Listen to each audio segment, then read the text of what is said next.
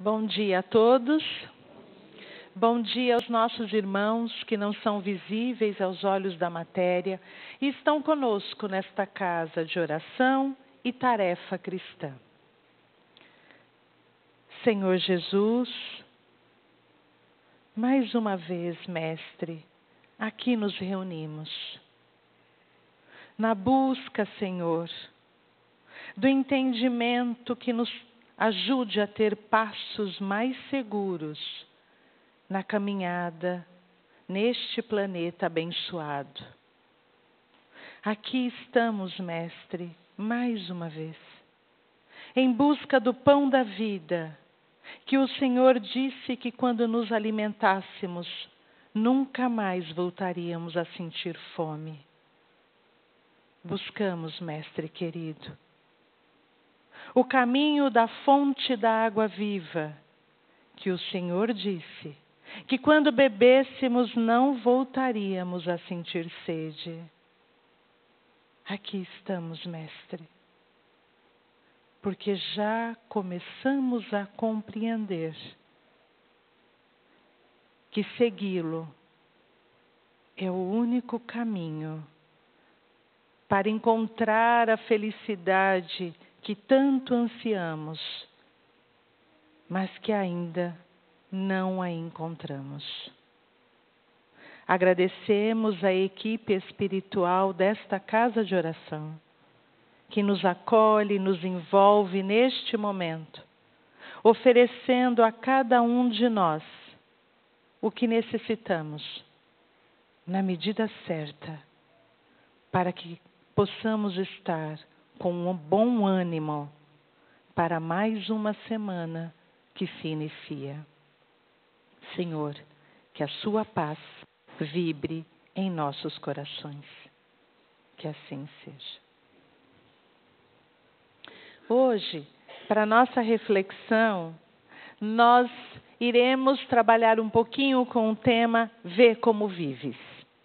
E este tema surgiu de uma experiência em que, acompanhando o marido, que estava internado com cólica renal, ele ficou num quarto onde eram 2 leitos.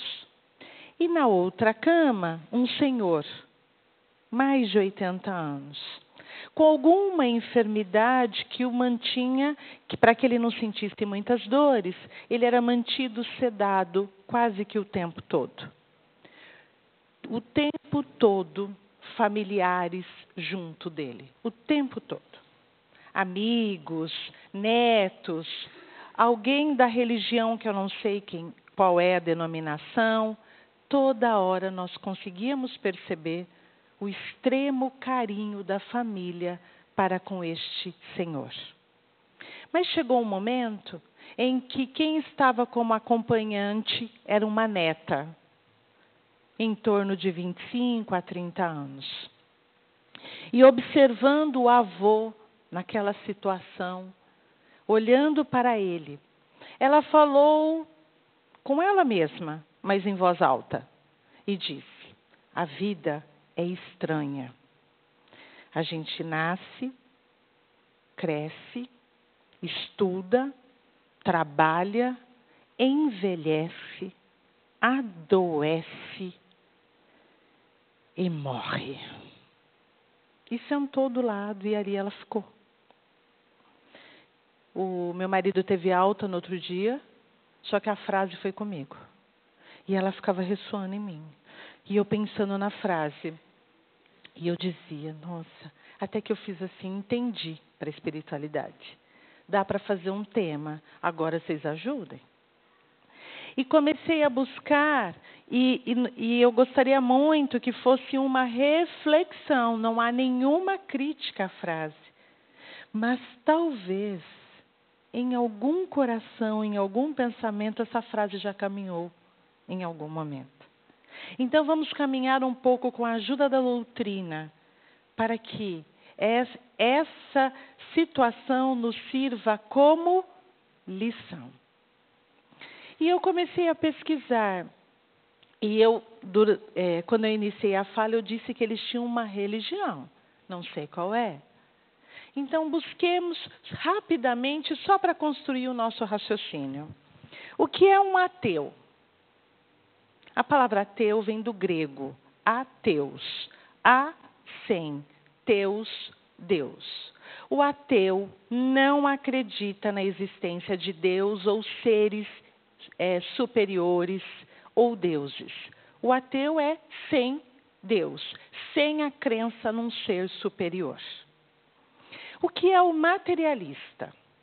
O materialista é aquele que não crê em nada que não tenha uma explicação material. Para o materialista, tudo se explica através da matéria. Tudo que existe, a sua substância é material. E o espiritualista, ao contrário das duas definições que eu passei rapidamente acima, o espiritualista acredita em Deus, ou em deuses, ou em um ser superior. E o espiritualista acredita que existe algo além da matéria palpável, além da matéria que a gente pode manipular, além dessa existência. E acredita na vida além túmulo. Então, o espiritualista acredita na continuidade da vida depois que deixa o corpo físico. Aqui nós não estamos falando de denominação religiosa até então. Estamos falando das diferenças entre ateu, materialista e espiritualista. Aquela família, a sua maioria era espiritualista. Mas ainda buscando informações, tinha um vídeo, Por que sou ateu? E eu coloquei para eu ver. Era um jovem, bem jovem. E ele ia dando justificativas de por que ele era ateu. Até que perguntam para ele, e como é a vida de um ateu? Ele ri. E não é um riso irônico. Esse riso é um aprendizado. Porque ele ri e diz assim, exatamente como a maioria daqueles que se dizem não ateus. A minha vida é muito parecida com a daqueles que se dizem não ateus. Eu trabalho, me divirto, como, bebo, durmo, vivo. Ele estava também trazendo para nós, neste momento, uma lição. Porque quando nós vamos nos definindo algo, essa definição que trazemos para a nossa vida tem que ter algum significado. Porque se isso que eu defino não tem um significado, eu só tenho um rótulo. E quando eu só tenho um rótulo, isso não faz parte da minha caminhada. Mas isso era muito pouco para que esse tema pudesse ser desenvolvido. Comecei a buscar e encontrei na coleção Fonte Viva, pela psicografia de Chico Xavier, ditado pelo Espírito Emmanuel. A coleção Fonte Viva, que é composta por 5 livros, Caminho, Verdade e Vida, Pão Nosso, Vinha de Luz, Fonte Viva e Ceifa de Luz. Esses livros compõem um trabalho de Emmanuel, onde ele vai trazendo trechos do Evangelho e nos ajudando a pôr em prática. Ele pega e ainda tem o Palavras de Vida Eterna, que não está na coleção Fonte Viva porque não foi editada pela FEB, mas Palavras de Vida Eterna também é. Tirando o Ceifa de Luz, todos os outros têm 180 capítulos. Emmanuel traz em cada livro 180 trechos do Evangelho. E aí ele discorre mais ou menos assim. Viu isso? Aplica no seu dia a dia, mais ou menos assim. Só o Ceifa de Luz, que tem 65 capítulos. E caminhando por essas obras, nós só vamos poder usar muito pouco para nos ajudar. E eu vou voltar de vez em quando na frase, só para a gente entender o nosso caminho de raciocínio. Emmanuel, através da coleção Fonte Viva, vai nos ajudar a entender a gente nasce, cresce, estuda, trabalha, envelhece, adoece. E aí veio uma dor nela, porque ela estava entendendo que o avô estava partindo. E morre. E nós vamos começar pelo Caminho, Verdade e Vida, capítulo 13. Emmanuel traz como título, que é carne? E aí ele traz uma frase, quase que nem uma frase, da carta de Paulo aos Gálatas, que diz, se vivemos em espírito, andemos também em espírito. E agora eu vou trazer para nós espíritas. Se vivemos em espírito, andemos também em espírito. Às vezes, e não é nem, nós não pensamos, por que falamos assim, mas é importante entendermos uma fala que a gente tem muito, o meu espírito. Sabe o meu espírito? Às vezes dão para nós uma interpretação de que eu, Rosana, tenho um espírito. Mais ou menos coisa de espiritualidade, quando a gente vai falar de coisa espiritual, não tem muito a ver com a terra, porque meu espírito, não. Eu espírito, é sempre eu. O meu espírito não está lá. Eu sou um espírito. E aí, o que Emmanuel faz o trabalho? Neste trabalho de Emmanuel, ele vai dizer, se vivemos em espírito, porque não dá para eu viver fora do meu espírito. Andemos também em espírito, no mundo material. Uma coisa que é difícil para nós, mas nos traria muito menos ansiedade e nos ajudaria a caminhar pela terra se não esquecêssemos em nenhuma das nossas atividades, em nenhum dia encarnado, se nós não esquecêssemos que somos espíritos, vivendo temporariamente uma experiência num corpo material. Não parece arroz com feijão na doutrina? Porque a gente repete muito, mas não reflete sobre. O que vocês estão vendo é um corpo físico. E que nessa encarnação todo mundo chama de Rosana. Talvez quando eu deixar o corpo físico e chegar na pátria espiritual, uma das primeiras coisas que eu vou querer trocar é o nome. Porque o nome que eu mais me identifico não é Rosana. Foi Rosana para esta encarnação. O convite de Emmanuel é, seja viva como espírito e caminhe na terra como espírito. Lembrando que este corpo material são fluidos condensados. Não é o corpo que me diz o que faço. Sou eu, espírito, que comando esta máquina. Quando nós estamos falando em ação, pensamento e raciocínio. O restante é instinto e funciona para que a máquina possa estar trabalhando e funcionando. Mas quem comanda a casa mental sou eu, espírito, não é o corpo. O corpo é uma casa que o espírito está habitando. Não é meu corpo que tem uma natureza nervosa. Sou eu que estou nervosa. E através do corpo eu expresso este nervosismo. Não é meu corpo que tem compulsão para comprar. Eu compro assim porque a compulsão... Não.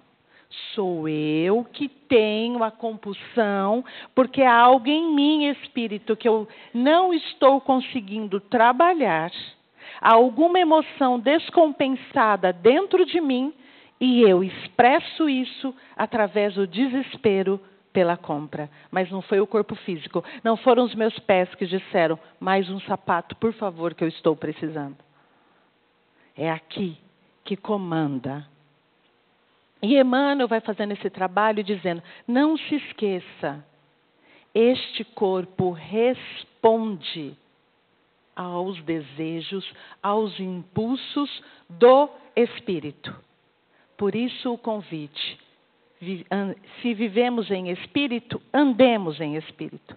Lembremos sempre que esta é uma casa, que merece respeito, cuidado. A nossa casa precisa dos cuidados para que nós possamos ter uma vida confortável, uma vida que garanta a nossa saúde, mas nós não somos aquela casa. Esse corpo não somos nós. E parece simples, mas não é. Porque nós, como ele é adaptado às nossas necessidades, nós nos confundimos a ponto de acharmos que somos esse corpo. E não vivemos como espírito. Por isso o riso do ateu. Porque muitas vezes nós vamos caminhando por este planeta como seres terrenos. E às vezes quando a morte chega, a gente toma uma surpresa. Desencarnou. Porque nós esquecemos que aqui é por um pouco. É temporário. Seja 5 anos, 10, 15, 20, 100. Vai ser por um tempo. E nós vamos nos envolvendo de tal maneira nessa massa material que nós vamos esquecendo que não somos esta matéria. Estamos utilizando esta matéria. Isso tira muitas das aflições que muitas vezes temos na nossa caminhada. E que essas aflições às vezes nos distraem um pouco. Então Emmanuel nos faz para o primeiro convite. Não se confunda com esta carne, porque não somos ela.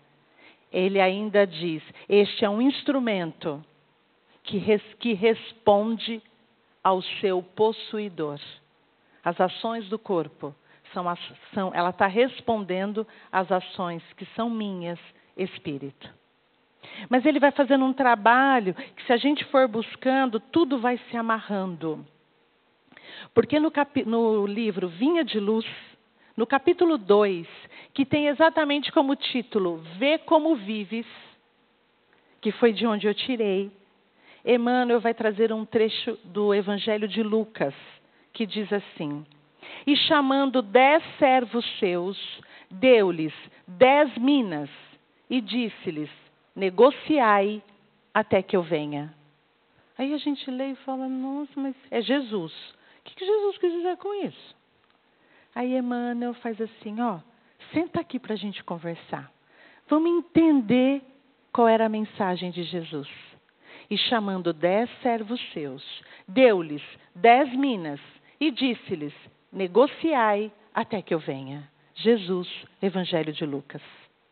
Emmanuel diz, primeiro, lá no Caminho, Verdade e Vida, que é o primeiro da obra, Vinha de Luz é o terceiro, Emmanuel vai dizer para nós, isso aqui é um instrumento. Esse aqui é algo que nós estamos precisando para transitar neste mundo material. Depois Emmanuel vai dizer, todos nós estamos aqui em negócios espirituais. Todos nós estamos em permanente ato religioso, não no sentido do rótulo, mas do religare com Deus. Cada um de nós, antes de reencarnar, recebeu uma mina para negociar com esta mina e, ao retornar à pátria espiritual, mostrar o resultado do seu negócio espiritual. E Emmanuel vai explicando, por mais que nos confundamos com as profissões terrenas, por mais que falemos das coisas materiais, a todo instante estamos em negócios espirituais. Cada um de nós recebeu uma mina. Mas vamos trazer para o nosso dia a dia, para não parecer que eu estou dizendo algo que parece que é distante. Vamos pensar em mim.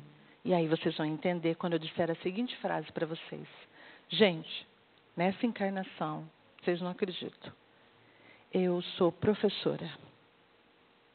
Difícil, né? Pena, né? Salário não é bom.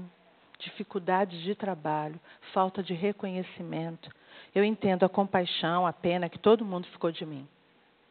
Visão materialista. Vamos tentar entender um pouquinho os negócios espirituais?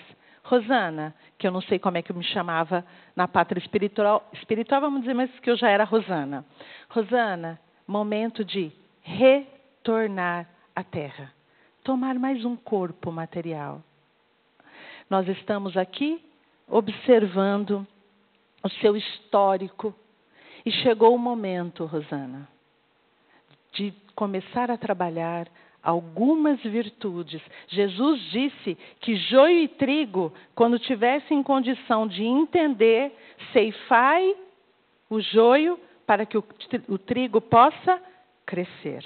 Então, chegou a hora da virtude da paciência desenvolver. Para isso, Rosana, é preciso ceifar o orgulho. Chegou a hora da virtude da humildade crescer. Para isso, nós vamos ceifar o egoísmo. Você retornará à terra e receberá como mina para os negócios espirituais a profissão do magistério. Aprenderá que, às vezes, numa tarefa, aos olhos humanos, não há reconhecimento ainda.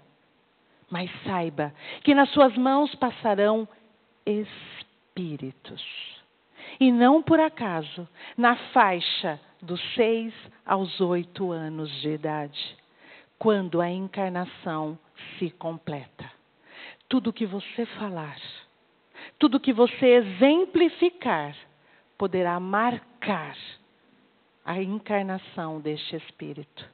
E você poderá contribuir positiva ou negativamente para a administração da mina destes espíritos. Mudou de figura.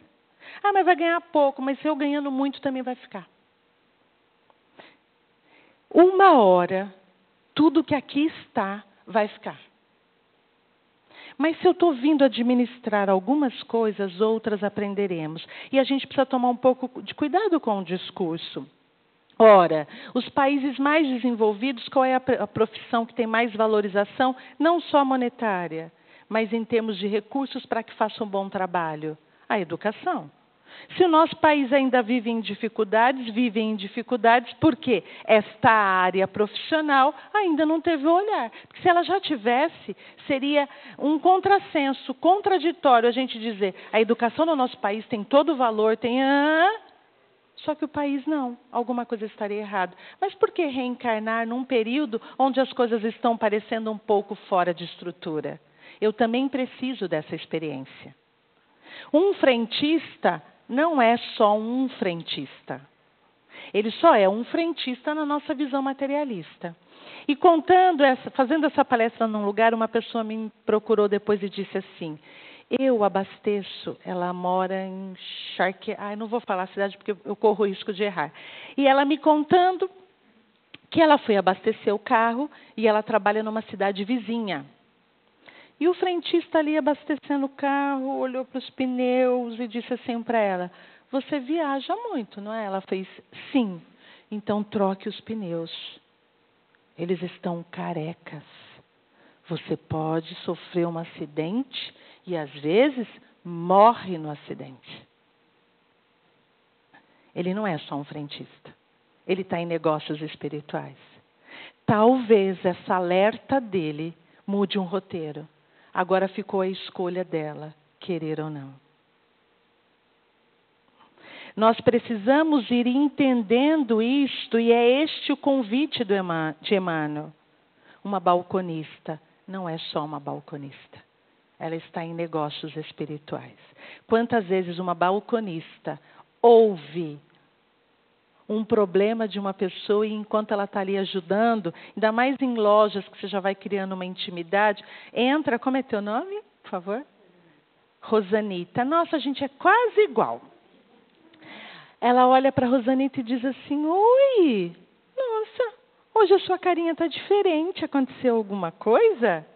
E às vezes a Rosanita ali, a blusa, foi só um motivo. Mas ela conversou e saiu melhor. Negócios espirituais. Mas pode ser que tenha alguma mulher, principalmente, que está dizendo assim, tá bom, negócios espirituais. A Rosana está dizendo que veio para ser professora e tem o que veio para ser advogado, e a gente sempre precisa dessas profissões que às vezes causam um pouco de impacto. Médico, engenheiro, dentista. E eu? Que vim lavar, passar e cozinhar. Não é possível que sou uma mina e eu vim em negócios espirituais. Para mim, alguém esqueceu. E eu vou pedir ajuda. Tem alguém aqui que não foi para o mercado de trabalho e foi dona de casa? Não tenha vergonha de dizer, por favor, mas vai me ajudar. Tem. Nossa, tão novinha, você também. Não tem alguém assim que está um pouquinho... As outras mulheres, todas são do mercado de trabalho, um pouco mais velhas. Sim, mas não foi só no trabalho, sempre dentro de casa só. Não? Não? Então eu vou você mesma. Você casada? Sim, Sim. Eu gostaria de alguém que ficou afastado da profissão profissional e foi naquela mina que eu acabei de falar. Lavar, passar, cozinhar. Ah, é que a gente tem vergonha disso. Lá no fundo, você, como é seu nome, por favor? Beatriz, tem filhos? Quantos? Ah, eu posso pôr 2? É que ainda... isso, não sei, pode ser, olha, veio para mim, tá... Beatriz pode estar pensando assim, tá bom, e eu vim administrar que mina? Pensemos a Beatriz ouvindo a seguinte situação. Beatriz, você vai reencarnar. Chegou a hora de voltar ao planeta Terra. E preparando a sua mina, você será uma microempresária. Administrará uma pequena empresa. Nesta pequena empresa, é fundamental a sua presença. Porque você receberá espíritos que precisam muito do seu cuidado, para que eles tenham estrutura para continuar. Esses espíritos que você receber precisam de alguém mais presente, porque serão espíritos com certa insegurança, e os anos iniciais, com a sua presença nesta empresa, com o cargo de mãe, fará toda a diferença. Beatriz, quando seus filhos crescerem, a sua empresa terá filiais. E vindo do seu esforço, outros lares serão construídos e o seu exemplo será fundamental. Leve esta mina e a administre com todo o amor que já é capaz. Por isso, nós mulheres, não fiquemos bravas quando o marido diz assim: sua macarronada é boa, é gostosa, mas a da minha mãe... Ele não está mentindo. Porque a mãe dele assumiu um compromisso espiritual, que quando ela está preparando aquela macarronada, ela está em ligação com os espíritos que ficaram na pátria espiritual. E às vezes ela está fazendo a macarronada e está dizendo: então, o João está me dando um trabalho na escola, já fui chamada tantas vezes. E a espiritualidade está dizendo: na hora do sono físico, a gente vai te dar orientação. Só que naquela macarronada, ela está colocando o seu compromisso. É aquela... Não olhem para passar roupa, gente. Tem algumas atividades que a gente está deixando, mas elas são os exercícios que nos ajudariam em algumas coisas. Eu tenho um filho que eu brinco que ele é um ogro. Eu digo: filho, dá um beijo. Ele faz assim. Eu falo: você deu? Porque ficou assim, né? E às vezes quando eu estou passando a roupa dele, eu faço questão, eu vou dizendo assim: Senhor, eu fiz um compromisso. Me ajuda a acertar no que me compete. Não deixe que meu orgulho, minha vaidade e meu egoísmo diga assim: não. O que é de minha parte, Senhor, não deixe que eu deixe de fazer. Gente, ali é vibração, é ligação com a espiritualidade. Então, aquele passar faz uma diferença. Minha mãe, que ontem completou 2 meses que desencarnou, durante 12 anos caminhou no Alzheimer. E meu irmão mais velho, numa ligação com a minha mãe, todas as vezes que ele viajava para trabalhar, meu irmão tem 65 anos, a época que ele viajava para trabalhar, que celular não era algo comum, para sair do trabalho, ele precisava ligar em casa, para dizer assim: mãe, estou pegando estrada para ela dizer: filho, vai com Deus. E nós não temos noção do que esse vai com Deus faz. Na obra de André Luiz, a gente vê que às vezes o nosso anjo da guarda só... Como é teu nome? Está pedindo para Eliane só: senta para tomar um café, senta. Sabe quando a gente levanta, a gente tinha que entrar no trabalho 7. Aí a gente levantou super cedo, 20 para 7. Aí ele só está querendo que ela dê uma parada. Uma. E às vezes na hora que ela está tomando aquele café, o anjo da guarda pode atuar. Mas se a gente não para, a gente não abre espaço. E ele dizia que esse vai com Deus, às vezes fazia ele lembrar que Deus existe. E quando a mãe foi perdendo a ligação com o mundo, ele dizia assim: quando eu ia viajar, eu ainda tinha que fechar os olhos e fazer: mãe, estou pegando a estrada. E ele dizia, ele com ele mesmo: filho, vai com Deus. Negócios espirituais. Por isso que Emmanuel pede para a gente não se confundir com o corpo. Porque se a gente se confundir com o corpo, isso passa a ser menor. Mas isso é maior na nossa caminhada. Sempre que o Vitor sai, eu falo: filho, vai com Deus. Antes ele fazia assim para mim. Eu faço: Vitor, vai com Deus. Vitor, vai com Deus. Vitor, vai com Deus. Agora ele faz assim. Antes ele fazia: valeu. Agora eu faço: filho, bom trabalho, vai com Deus. Ele faz: obrigado. Ele não vai falar disso comigo agora, gente. Mas quando eu for embora, ele vai tomar um susto, porque ele vai fazer assim para um filho: filho, vai com Deus. Ele vai dizer: nossa, isso lembra minha mãe. Estamos em negócios espirituais. Não nos esqueçamos que somos espíritos. Porque caminhar pela terra passa a fazer todo sentido. Se lembrarmos que somos espíritos. A Beatriz não sabe o quanto o caminhar próximo da filha, ou do filho, é filha, né? Ela não sabe o quanto isso é importante. Beatriz não vai ficar famosa, talvez não saia na revista Caras, desculpa, tá? Mas pode ser que ela saia na revista Caras do mundo espiritual. Ao retornar à pátria espiritual: Beatriz, você foi além com a sua empresa do que nós combinamos. Parabéns, a sua empresa progrediu a olhos vistos. Lembremos o que somos e quem somos. Mas Emmanuel vai continuar nessa caminhada. Porque quando nós formos lá para o livro Fonte Viva, no capítulo 168, que tem como título Do Berço ao Túmulo, Emmanuel vai trazer para a gente um trecho da segunda carta de Paulo aos Coríntios, que diz assim: não atentando nós nas coisas que se veem, mas nas coisas que não se veem. Porque as coisas que se veem são temporais, mas as que não se veem são eternas.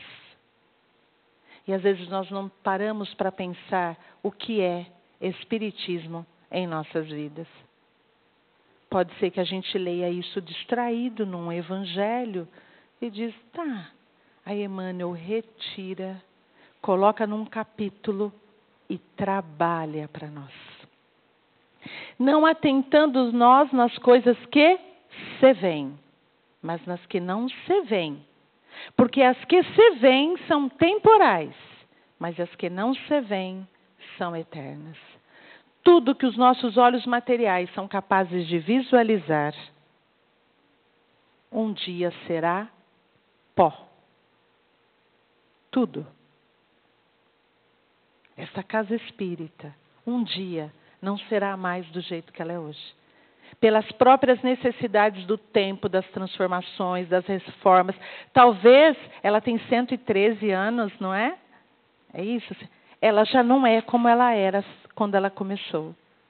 Tudo se transforma aos olhos físicos. Isso aqui voltará ao que pertence. Está tudo certo.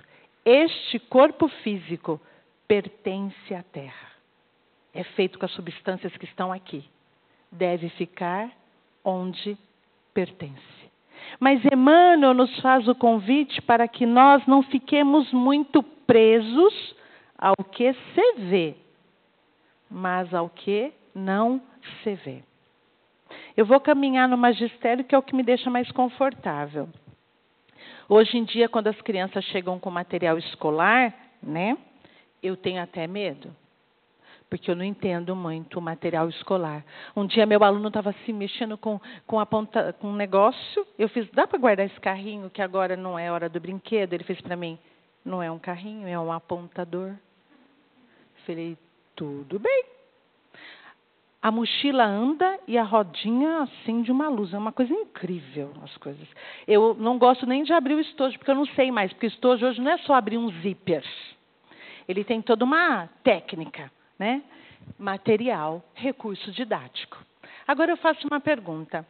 Será melhor estudar numa escola com os recursos tecnológicos que hoje é lei de progresso, a gente precisa dos recursos tecnológicos.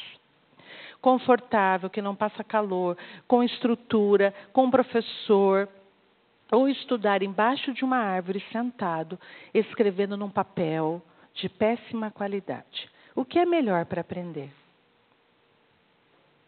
Pode falar, gente. Oi? As pessoas sempre têm medo. Então, uma pessoa fez uma vez assim para mim, embaixo de uma árvore. Eu falei, verdade? Ele falou, não, mas eu achei que era essa a resposta que você queria. Porque a gente confunde simplicidade com precariedade. Não é isso. É muito melhor estudar com recursos que me auxiliem a aprender. Mas tudo isso é temporal. O que é importante? O que aqui ficar. Então, pensemos este aluno que teve todos esses recursos, esse menino que eu investi tanto, investi suor do meu trabalho. Primeira entrevista de trabalho, gente, estou numa alegria, porque agora é resultado de muitos anos de esforço, de investimento. Primeiro dia de entrevista. Ele está lá, então agora ele vai passar por uma questão assim, de alguns testes para ver se ele apresenta condições para o trabalho. É feita uma pergunta para ele. E ele diz, 1 minuto, eu vou te mostrar o caderno que eu levava para a escola. Não é um caderno qualquer. É assim que ele vai responder a questão. Outra pergunta, ele vai dizer, você precisa ver minha caixa de lápis de cor, que, gente, eu achava que 48 era o máximo. Não é, não. O dia que eu vi que uma criança tinha de 60, eu falei, meu Deus! 60. Eu achava que nem dava para fazer um estojo com 60 cores, mas dá. Ai, não deixa ela ouvir. É em outros lugares, tá? Que tá aqui, né? Então, ele vai dizer, olha minha caixa de lápis de cor. A maioria tinha de 12, mas eu, 48, 60. Não é isso. Qual é o recurso agora? É mostrar se eu apresento condições de oferecer conteúdo para aquele trabalho. Tudo que está no mundo material é uma escolha do que eu preciso e do que eu não preciso. Mas quando Emmanuel nos traz essa lição, ele está dizendo, não fique preso demais no material didático. Não fique preso demais. O material didático é recurso. Mas o que vale é o que eu construí e o que isso me ajudou a crescer. Pensemos que eu desencarne amanhã. Chego na pátria espiritual, vamos ver as coisas que a Rosana fez. Nossa, Rosana, ontem, 30 de junho, você esteve no Luz e Caridade, fazendo palestra. Nossa, você foi a pé ou você foi de carro? Não é isso que está em questão. Rosana, esta palestra que você fez, você já tinha feito ela algumas vezes. O que dela você aplicou no seu dia a dia? Porque falar já era algo que você reencarnaria com a habilidade. A facilidade de memorizar não veio por acaso. Mas e a aplicação? Então, tudo é material didático. vai me dizer quem aqui ainda acha que o melhor jeito de lavar roupa é juntar uma bacia, caminhar até um riacho, esfregar. É legal porque a gente podia passar o dia conversando com algumas amigas, esfregar, colocar para aquarar. Isso vai me dizer que a máquina de lavar roupa não é uma coisa boa, mas ela é um material didático. De repente, como eu colocava a roupa dentro da máquina, reclamando a família que eu tenho, ao ter que lavar, o que vai comigo é aquilo que não se vê. A máquina não vai comigo, mas ainda bem que ela existe. Ainda bem que existe o carro. Ainda bem que existem as coisas que através da inteligência do homem chegou até nós. E chega até nós. E nós somos parceiros disso. Porque o que é tecnologia hoje, nós trabalhamos ontem, nas nossas encarnações anteriores, para que pudéssemos usufruir hoje. Não é a cada um segundo as suas obras? Se eu tenho direito de usar hoje, eu participei dessa construção. Senão eu só ganhei de graça. Mas nós não podemos nos prender por demais no material didático. Porque ele nos distrai e ele passa a ser nosso fim. Então, se hoje eu tenho esta máquina e ela está ótima para eu fazer, mas agora lançar uma outra, eu preciso da outra, isso vai me desgastando, isso vai me gerando problemas. E no Evangelho segundo o Espiritismo, capítulo 5, Kardec vai nos trazer que a maioria das causas das aflições que vivemos são atuais, não são anteriores. Porque Deus não coloca fardos pesados em ombros frágeis. O que veio para eu dar conta nesta encarnação, não disse que ia ser fácil, mas eu daria. O que foi complicando? As cargas que eu vou pondo a mais, porque eu vou esquecendo quem sou, de onde vim, por que estou aqui e para onde vou. Então, tudo é recurso didático. E a escola é um bom exemplo, porque se perguntar para uma criança quais as duas coisas que você mais gosta na escola, o recreio e as férias. Porque estudar dá trabalho. É mais ou menos, se trouxer um exemplo para nós, o que às vezes acontece conosco. O que você mais gosta na sua vida? O mês de férias, para não fazer nada, às vezes, né? E o final de semana que eu fico livre do meu trabalho. Porque nós não vamos entendendo que administrar uma mina dá trabalho. Ele diz, negociai até que eu venha. Ou seja, uma mina precisa ser negociada, trabalhada. Então, observemos que tudo que há, não vamos usar o discurso no mundo material que eu não preciso das coisas. Cada um avalia o que precisa. Mas não se esqueça, é material. Igual uma lista de material que a gente compra para o filho na escola. O mais importante para nós é se terminar o ano e ele aprendeu. Não o caderno. Mas às vezes a gente está se confundindo. Parece que o momento mais importante da escola é o dia de comprar a lista de material. E o dia de comprar a lista de material é um item para me ajudar a ir bem na escola. Então o carro e todos os recursos materiais são itens para nos ajudar a administrar a nossa mina. E quanto melhor esses itens ficam, isso significa que ele está me dando mais recursos para que eu administre melhor a minha mina. Mas se formos no Livro dos Espíritos, na questão 132, e tudo isso voltando àquela frase, Kardec vai fazer uma pergunta muito importante. E o Livro dos Espíritos a gente tem que tomar um cuidado, senão parece que Kardec é repetitivo. E ele não é repetitivo. Kardec vai trabalhando um tema até que ele possa nos oferecer vários recursos de avaliação. As respostas são inteligentes no Livro dos Espíritos, porque Kardec fez perguntas inteligentes.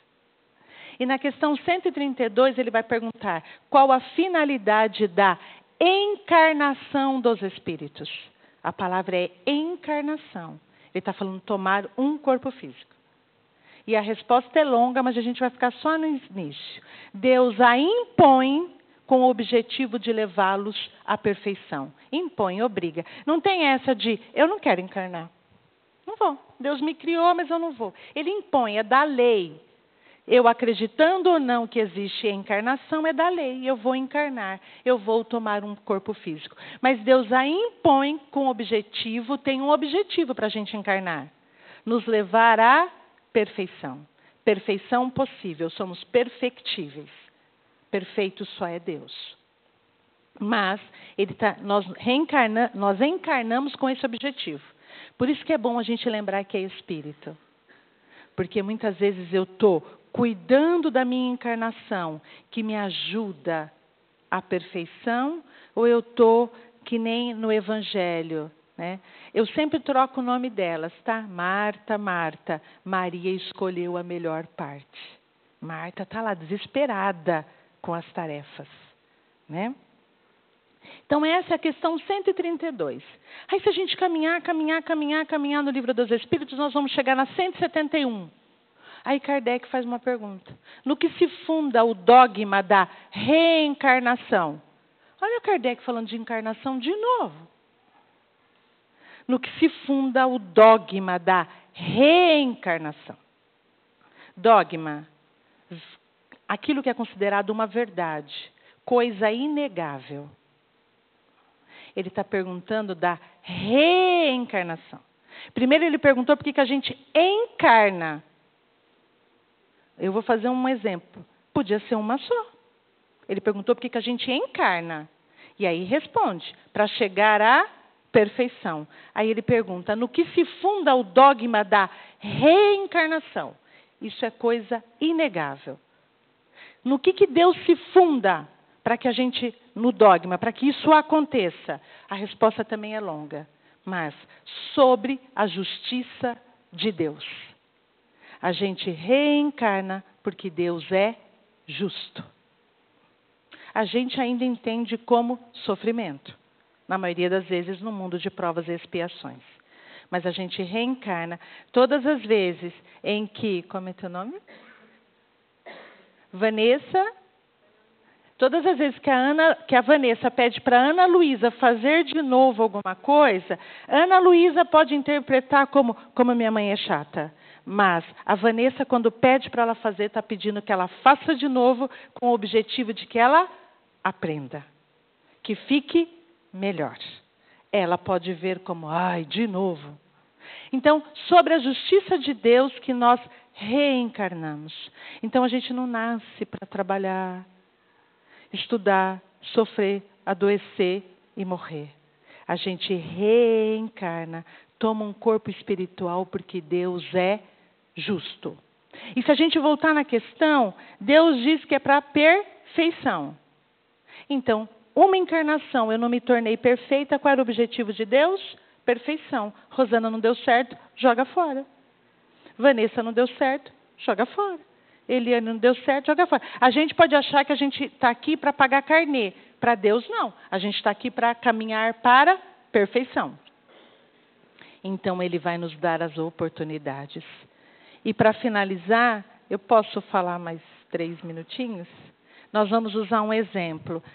Quantos anos você tem? Olha que pergunta. Mas eu precisava saber. 28, tá bom. Nem vou procurar, eu sei que tem gente mais jovem. Como é seu nome? Bárbara. Muito bem. A Bárbara tem 28 anos. Antes de vir para cá, por que eu escolhi a Bárbara? Porque eu já sabia que era ela. Foi um combinado com os espíritos. E aí eles me deram acesso ao arquivo espiritual da Bárbara. Não é pouca coisa. E olhando o seu arquivo espiritual, Bárbara, você vai, nesta encarnação, viver até 105 anos. Ela tem 28. 105. Só que tem uma coisa, Bárbara. Você, olhe bem para você. Você não poderá trocar de roupa até 105 anos. É esta roupa até 105 anos. Ela tem 28. É brincadeira, senão ela desencarna amanhã. Uma mulher não poder trocar de roupa, né? Mas observamos uma coisa. É possível? É possível que a Bárbara esteja encarnada até os 105 anos usando só essa roupa? É possível? Ai, que vaidade, tem que ficar trocando de roupa. Por que não é possível? A roupa fica suja. E pensemos que agora em julho fará em Limeira 2 graus. Vai dar para passar com essa roupa? Não. Mas pensemos que em dezembro o calor será de 40 graus. Ela não pode pôr nem tirar nada. Vai dar para ser assim? Não se sinta ofendida. 28 anos até 105. Pode ser que o corpo da Bárbara viva algumas transformações. Vai dar para estar nessa roupa? Não. A gente reencarna porque Deus é justo. Bárbara, no mundo material, precisa trocar de roupa para atender às suas necessidades do mundo material. A gente precisa trocar de roupa para atender às nossas necessidades espirituais. Então, a gente precisa voltar para a pátria. Só que na pátria, não é que nem Lojas Marisa, 30 da mesma cor. Bárbara vai retornar e tem estilista sob medida para fazer uma roupa que encaixa muito bem nela. Por isso que a gente se confunde tanto com esse corpo. Só que ela vai usar essa roupa e ela serve, ela está na medida para esta experiência. Uma outra experiência que ela precisa viver, ela vai precisar trocar de roupa. Então a gente não reencarna para crescer, nascer, trabalhar, estudar, trabalhar, envelhecer, adoecer e morrer. A gente reencarna porque Deus é justo. A gente reencarna com o objetivo de progredir. Mas vai ser necessário trocar de roupa para que o nosso progresso se faça ajustado às nossas necessidades. Cada um recebeu um talento. É uma mina. Negocie, para que ao chegar à pátria espiritual, possamos dizer: Senhor, de acordo com a minha condição e compreensão, eis o talento que eu te devolvo. E assim, caminhando pela terra, apesar das dificuldades que ainda existem, nos sentiremos mais seguros, porque somos espíritos imortais numa jornada, numa caminhada pelo planeta Terra. Vê como vives e se sentirá mais próximo de Jesus e de Deus. Que o Mestre nos envolva no seu amor e na sua paz, abençoando a cada um de nós na caminhada pela terra e na caminhada de espírito imortal. Muito obrigada pela atenção.